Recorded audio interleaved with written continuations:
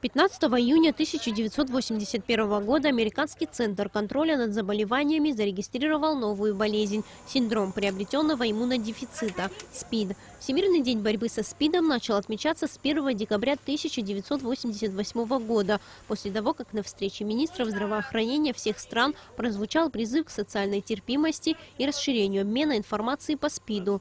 Всемирный день борьбы со СПИДом стал ежегодным событием в большинстве стран. В этот день организуется ряд мероприятий. Республиканским центром по профилактике инфекционных заболеваний и борьбы со СПИДом Минздрава Абхазии, который осуществляет свою деятельность с 2001 года, была организована акция, где каждый желающий мог обследоваться на наличие у него в крови антител на все виды гепатитов, ВИЧ и ППП методом экспресс-диагностики и абсолютно бесплатно. К акции присоединилась и наша съемочная группа. Спасибо. Поудобнее.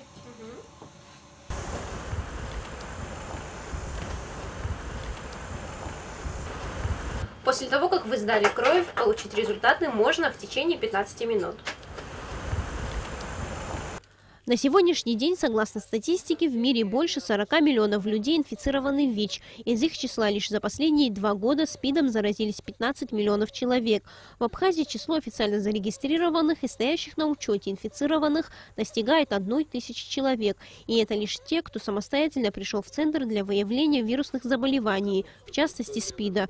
Существует несколько путей передачи вирусов, поэтому осторожность никогда не бывает лишней. Чем раньше выявлено наличие заболевания, тем успешнее проходит лечение, говорят врачи. Если выявляется ВИЧ, но более серьезное заболевание, в дальнейшем становится к нам на учет этот пациент, получает препараты получает пожизненно. То есть если своевременно выявить ВИЧ-инфекцию и ВИЧ-СПИД-инфекцию, то человек при хорошем самочувствии, принимая препараты, будет дальше также чувствовать себя хорошо. И я считаю необходимостью проводить такие акции, чтобы каждый из нас знал свой статус и мог заботиться о себе, о своем здоровье и о здоровье своих близких.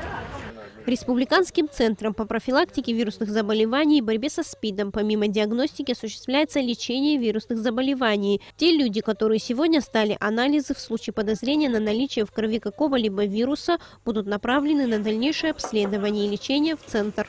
Обследование анонимно. Если у человека что-то выявляется, это первая стадия проведения обследования. При выявлении мы направляем к нам в СПИД-центр, и более подробное обследование уже человек дальше проходит. И тогда уже ставится окончательный диагноз, есть этот вирус или этот вирус отсутствует. Только за первые 2 часа число желающих сдать кровь оказалось более 15 человек. По словам врачей, особенную активность граждане проявляют в последние дни акции. Проходить она будет еще 2 дня. Каждый желающий может прийти и сдать кровь. А 1 декабря Республиканский центр по профилактике вирусных заболеваний и борьбе со СПИДом проведет акцию у здания столичной администрации. Сария Смырлеона Адлейба, Абхазское телевидение.